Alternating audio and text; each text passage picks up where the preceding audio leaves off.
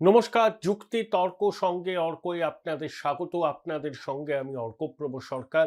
সবাইকে আরও একবার কৃতজ্ঞতা জানাই। যেভাবে আপনারা আমাকে সহযোগিতা করছেন আমি আপ্লুত। আপনারা যারা আমার অনুষ্ঠানকে সহযোগিতা করতে চান তারা সাবস্ক্রাইবার বাটনের পাশে থ্যাঙ্কস বাটনে ক্লিক করলেই আপনাদের সহযোগিতা আমার কাছে চলে আসবে।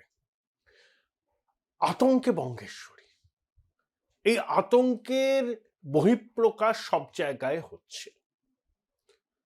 20শে জানুয়ারি জেলা শাসকদের সঙ্গে বৈঠক করেছেন মুখ্য সচিব শ্রীমতী নন্দিনী চক্রবর্তী। নবান্নে এই ধরনের বৈঠক যখন হয়, মুখ্য সচিব বৈঠক ডাকলে মুখ্যমন্ত্রী এসে যান। মিনিট 15 ঝটিকা সফর। এসেই তিনি তার সুচিন্তিত বক্তব্য রাখেন এবং এবার যে তাৎপর্যপূর্ণ ঘটনাটি ঘটেছে সেখানে উপস্থিত জেলা শাসকদের বলা হয়েছিল যে তাদের মোবাইল ফোন বাইরে জমা রাখতে হবে।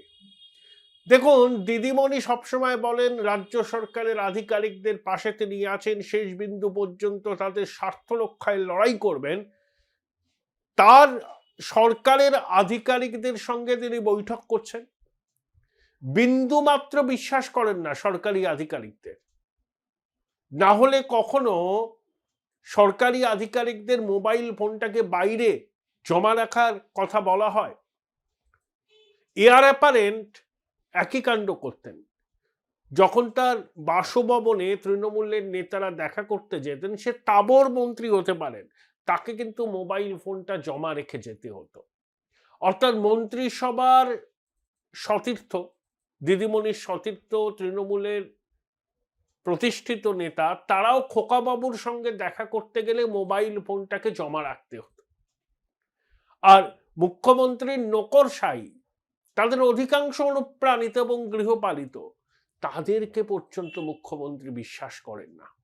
না হলে মোবাইল ফোন কখনো জমা রাখতে হয় বাইরে? এটাই তো সূত্রে জানা যাচ্ছে। অর্থাৎ যে অনেকে বলেন না যে নিজের ছায়াকেও দিদিমণি বিশ্বাস করেন না, তিনি কি আওরঙ্গজেব সিন্ড্রোমে ভুগছেন? এই প্রশ্নও অনেকে করছে। এবং যথারীতি নির্বাচন কমিশন ক্ষণিকের অতিথি, আমরা ছিলাম, আমরা আছি, আমরা থাকবো। আপনি থাকবেন কি থাকবেন না সেটা পশ্চিমবঙ্গের জনদেবতা তাদের রায়ে ঠিক করবে। আপনার কনফিডেন্স থাকতেই পারেন আপনি চতুর্থবারের জন্য মুখ্যমন্ত্রী হিসেবে শপথ নেবেন, সেটা আপনার একদম ব্যক্তিগত ব্যাপার। আগে ভোটটা হোক, তারপরে তো আপনার থাকা বা না থাকা। কমিশন সুপ্রিম কোর্টের নির্দেশ মেনে যে কাজগুলো কমিশনকে করতে হবে, কোনো অবস্থাতেই 14ই ফেব্রুয়ারি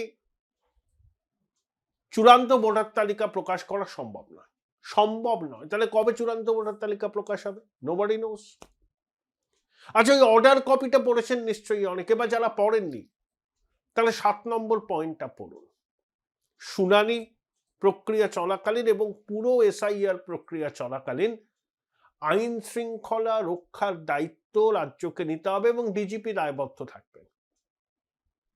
সোনার পাথর বাটি, পুলিশের ডিজিপি আইন শৃঙ্খলা রক্ষায় দায়বদ্ধ থাকবেন। পশ্চিমবঙ্গে এটা হয়। সন্দেশখালীতে বিডিও অফিস ভাঙচুর, ফারাক্কায় বিডিও অফিস ভাঙচুর, তারপরে চাকুলিয়াতে পুলিশরা আক্রমণের মুখে পড়েছেন। ফর্ম 7 জমা দিতে যাচ্ছেন, সেখানে তৃণমূলের বাধার মুখে পড়ছেন, পুলিশ নীরব দর্শক। কমিশন কিন্তু অর্ডার কপির 7 নম্বর পয়েন্টটাকেও গুরুত্ব দিয়ে দেখছে।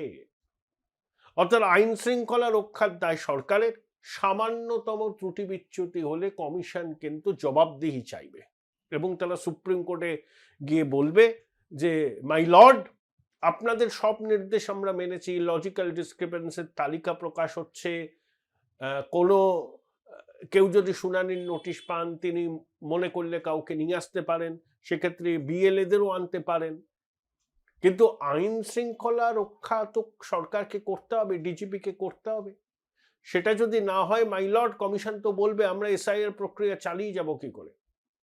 আমাদের আধিকারিকরা, বিএলওরা নিরাপত্তাহীনতায় ভুগছেন, সরকারি দপ্তর ভাঙচুর হচ্ছে।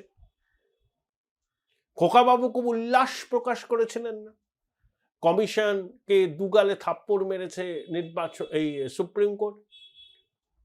খোকাবাবুর দলকে, সরকারকে সুপ্রিম কোর্ট যে কতবার কষিয়ে থাপ্পড় মেরেছে তার হিসাব নেই। এই আবহেই দিদিমণির এইগুলো প্যানিক রিয়াকশন। ফোন বাইরে রেখে মিটিংয়ে আসতে হবে। কয়েকজন জেলা শাসক নাকি কেন্দ্রীয় সরকার এবং কমিশনের সঙ্গে যোগাযোগ রেখে কাজ করছেন, খুব গোসা। তার আধিকারিকরা কেন্দ্রীয় সরকারের সঙ্গে সুসম্পর্ক রাখবেন না, কমিশনকে শত্রু ঠাউরাবেন।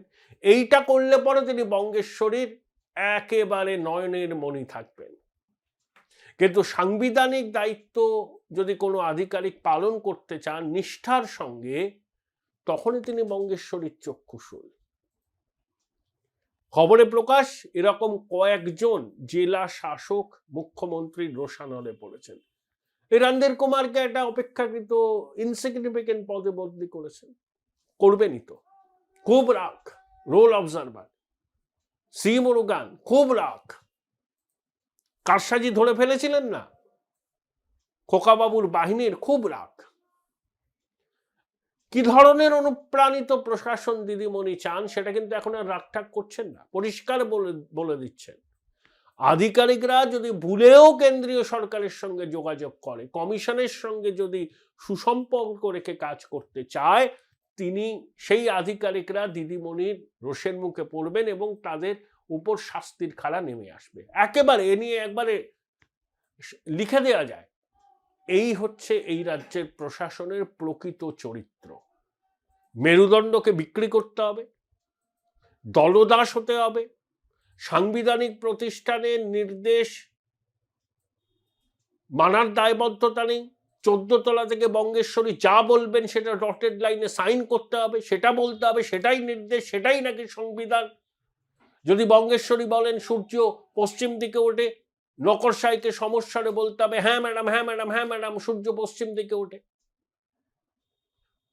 এই আমলা কুল তিনি তৈরি করতে চাইছেন, অনেক ক্ষেত্রে সফল। বিশেষ করে ভিডিও তো ভীষণ রকম অনুপ্রাণিত। কিন্তু আতঙ্কটা দেখুন, আমার আধিকারিক, তাদের জন্য আমি সুপ্রিম কোর্ট পর্যন্ত দৌড়ব, সেই আধিকারিকদেরই বিশ্বাস করেন না, বলছেন ফোনটা বাইরে জমা রাখতে হবে। সূত্রে প্রকাশ, প্যানিক রিয়াকশন। এই যে 58 লক্ষ নাম বাদ গেল, খুব তড়পালেন দিদিমণি। কটা আবেদন জমা পড়েছে শুনলাম নাকি 1 ডজন। তাহলে 58 লক্ষের মধ্যে 1 ডজন ফ্র্যাকশনও তো হয় না। এই হচ্ছে আতঙ্ক। দিদিমণি ভেবেছিলেন এমনি করেই যায়, যদি দিন যাক না, বিজেপি চেষ্টা করবে, কিন্তু আমার ভুতুরে ভোটার, ভুয়ো ভোটার, মৃত ভোটার আছে, তারা ভোট দিয়ে আমাকে বৈতরণী পার করবে। সেই জায়গাটায় যখন আঘাত লাগছে তখন তিনি ফিউরিয়াস হয়ে উঠছেন, কাউকে রেয়াত করছেন, এবং তিনি কাউকে কিন্তু বিশ্বাস করেন না। যখন যাকে দরকার তখন তাকে কাজে লাগান, কাজ মিটে যাওয়ার পর তাকে ছুঁড়ে ফেলেন। বহু এরকম রয়েছে, বহু এক্সাম্পল আছে। ঠিক দিদিমণির পদাঙ্কটা অনুসরণ করছেন খোকাবাবু। তাও দিদিমণির একটা 5 দশকের রাজনৈতিক অভিজ্ঞতা আছে, লড়াই সংগ্রামের মধ্যে দিয়ে উঠে এসছেন, বাম বিরোধী শক্তির একমাত্র সমাবেশ বিন্দু ছিলেন। কিন্তু খোকাবাবুর সেই রাজনৈতিক পুঁজিটুকু তো নেই। তাহলে একমাত্র পুঁজি তার মাথার উপর দিদিমণি আছে, পিসিমণি আছে, ব্যাস। সেই বলে বলিয়ান হয়ে তিনি হাতির মাথা কাটছেন, লোকের মাথা কাটছেন, যা খুশি তাই, বৈভবের আস্পালন করছেন। কিন্তু সবই অনর্জিত, নিজের যোগ্যতায় কিছু নয়। এডুকেশনাল কোয়ালিফিকেশন থেকে বলুন, সবকিছু অত্যন্ত সাধারণ মানে।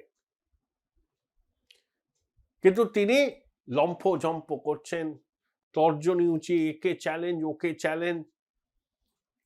বুঝে নেব, দেখে নেব, গণতান্ত্রিক পদ্ধতিতে আমরা সব কিছু করবো। আরে গণতান্ত্রিক পদ্ধতিতে হলে খোকাবাবু 7.5 লাখ ভোটে যেতেন। গণতন্ত্রের মূল ধারণার পরিপন্থী হচ্ছে এই ধরনের জয়ের ব্যবধান। ঠিক যেমন অনিল বোস জিততেন, সেই অনিল বোসের পরিণতি কি হয়েছে? ইতিহাস কাউকে ক্ষমা করে না। খোকাবাবুর এই আস্ফালন দেখবেন একদিন এই আস্ফালন থাকবে না। যখন সময় আসবে তখন খোকাবাবুও বুঝে যাবেন যে অতীতে যা করেছেন সেগুলো গণতান্ত্রিক ধারণার পরিপন্থী। কিন্তু খোকাবাবুকে নিয়ে আর আমি বেশি শব্দ খরচ করব না। তিনি হাবভাব এমন যে তিনিই মুখ্যমন্ত্রী, হাতে মাথা কাটছেন। তাহলে হাবভাব, চলন বলন, নিরাপত্তার বহর মমতা বন্দ্যোপাধ্যায় নেই। মমতা বন্দ্যোপাধ্যায়ের এত নিরাপত্তার বহর। যখন তিনি বিরোধী নেত্রী ছিলেন তখনও তার জেড প্লাস ক্যাটেগরি সিকিউরিটি ছিল। একটা গাড়ি করে আগে যেতেন, পিছনে সিকিউরিটির লোকজন যেত, ওই আমি তোমাদেরই লোক, এইসব প্রচার করার জন্য। তবে জেড প্লাস প্রটেক্টিভ এইভাবে যাওয়া উচিত না। খোকাবাবু তার সম্পূর্ণ বিপরীত। এমন ভাবে চলাফেরা করেন যেন কোনো রাষ্ট্রপ্রধান যাচ্ছেন। তা বাংলার মানুষ কি একজন অত্যন্ত সাধারণ মেধার যুবকের অনর্জিত সম্পদের উপর দাঁড়িয়ে এই বৈভবের আস্ফালন কি মেনে নেবে? নেবে না, বলে দিলাম, নেবে না। এখন যারা খোকাবাবুর পাশে ঘুরঘুর করছেন তারাও সুযোগ বুঝে পাল্টি খাবেন। ব্রাত্য পাল্টি খেয়েছেন না কিছুদিন আগে, এরকম অনেক পাল্টি ভাই আছে। কিন্তু দিদিমণির আতঙ্ক প্রতিদিন প্রকাশ পাচ্ছে, প্রতিদিন। মুখে অনেক রকম লেকচার, ইঞ্চিতে ইঞ্চিতে লড়াই করব, লড়াইয়ে আমার জন্ম, লড়াইতেই আমার মৃত্যু হবে। আমি চাই আপনি শতায়ু হন, সুস্থ থাকুন। কিন্তু এত আতঙ্ক!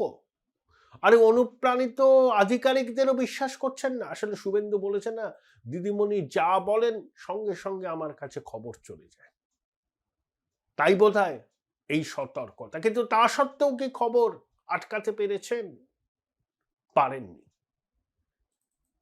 পারেননি।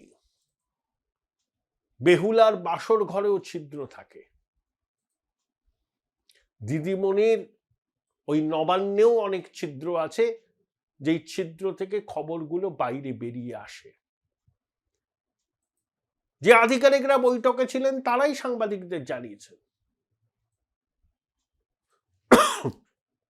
দিদিমণির কথা। আমি প্রতিবেদন শেষ করব এই প্রশ্নটা আপনাদের কাছে রেখে। মুখ্যমন্ত্রী সাংবিধানিক পদে আছেন, নির্বাচিত মুখ্যমন্ত্রী। কেন্দ্রীয় সরকার নির্বাচিত সরকার। কোঅপারেটিভ ফেডারালিজম কি বলে? কেন্দ্রীয় সরকার এবং রাজ্য সরকার সমন্বয়ের ভিত্তিতে কাজ চালাবে, প্রশাসনিক কাজ করবে। তাই মুখ্যমন্ত্রীর আধিকারিকরা যদি কেন্দ্রীয় সরকারের সঙ্গে যোগাযোগ রাখেন কাজের জন্য, অসুবিধাটা কি? এটাই তো সুস্থ রীতি, কোঅপারেটিভ ফেডারালিজমের এটাই তো রীতি। কমিশন একটা সাংবিধানিক প্রতিষ্ঠান, তারা এসআইআর করছে। তা রাজ্য প্রশাসনের আধিকারিকরা যদি কমিশনের সঙ্গে যোগাযোগ রেখে এসআইআর প্রক্রিয়াটাকে সম্পাদন করতে চান, তাতে অসুবিধা কি? না, সবাইকে একেবারে সব কিছু মহিষী নারীর পাদপদ্মে সমর্পণ করতে হবে। সংবিধান চুলোই যাক, তিনিই সংবিধান, তিনি যা বলবেন শেষ কথা। আর এই বঙ্গেশ্বরী সংবিধান হাতে নিয়ে পদযাত্রা করেন, আম্বেদকর মূর্তিতে মালা দিয়ে কয়েক মিটার দূরে বৈভবের আস্ফালন করতে করতে হাঁটেন ছোটবাবু, যিনি এ রাজ্যে সংবিধান বহির্ভূত ক্ষমতার অধিকারী। সত্য সেলুকাস কি বিচিত্র এই দেশ। Join Indian Institute of Hotel Management now. Right choice, right decision.